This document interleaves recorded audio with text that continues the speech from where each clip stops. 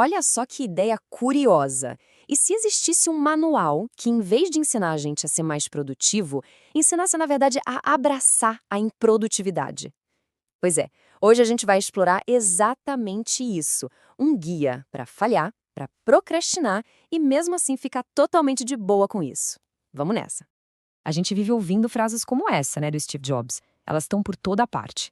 É aquele ideal de produtividade, paixão constante, performance no talo, uma busca sem fim pela perfeição. É como se dissessem pra gente o tempo todo que tem uma montanha ali e que todo mundo é obrigado a escalar sem nem poder parar pra respirar. Mas vamos combinar uma coisa? Só de ouvir essa frase já dá um cansaço, não dá?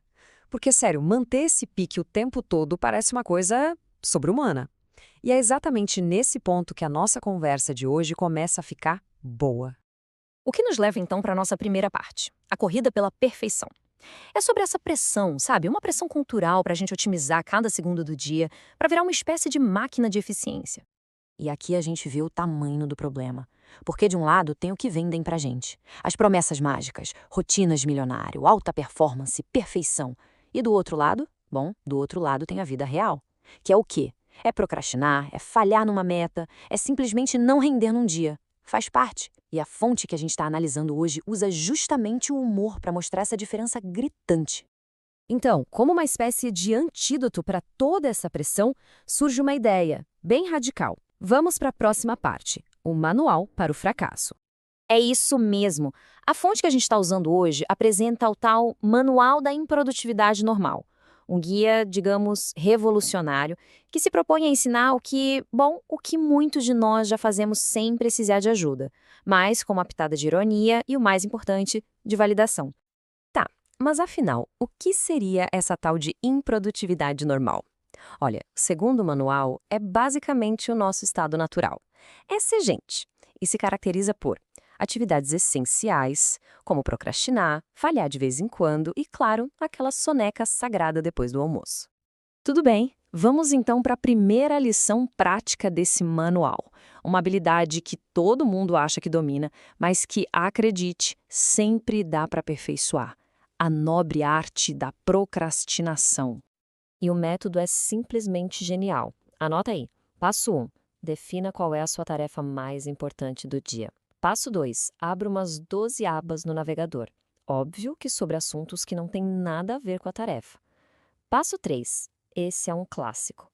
Lembre-se do nada de uma limpeza super urgente que precisa ser feita agora.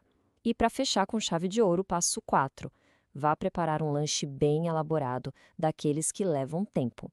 Pronto, missão cumprida. A tarefa foi adiada com sucesso.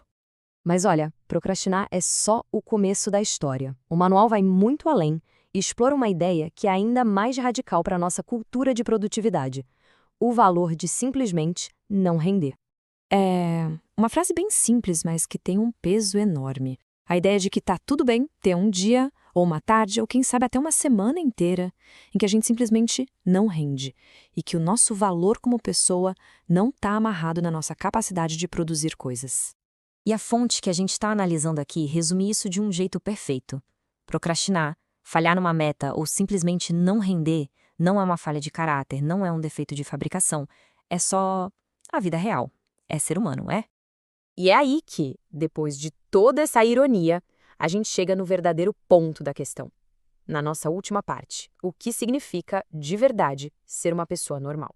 Porque o ponto central é esse aqui. O objetivo desse manual satírico não é ensinar a gente a ser preguiçoso. Claro que não. O lance é validar aquele sentimento de frustração com essa pressão toda para ser perfeito. É dar permissão para a gente rejeitar essa necessidade. É quase um alívio, sabe? Uma forma de dizer, ei, tá tudo bem se sentir assim. É para criar uma identificação e lembrar a gente de uma verdade bem básica. Nós somos humanos, com dias bons e ruins, e não máquinas de produtividade. E a gente termina com essa provocação. E se o objetivo de tudo isso não for produzir mais, mas sim viver melhor? E se a gente estiver medindo as coisas erradas esse tempo todo? Se o verdadeiro lance não for espremer mais tarefas em menos tempo, mas encontrar um jeito mais equilibrado e, no fim das contas, um jeito melhor de viver, fica aí a reflexão pra gente.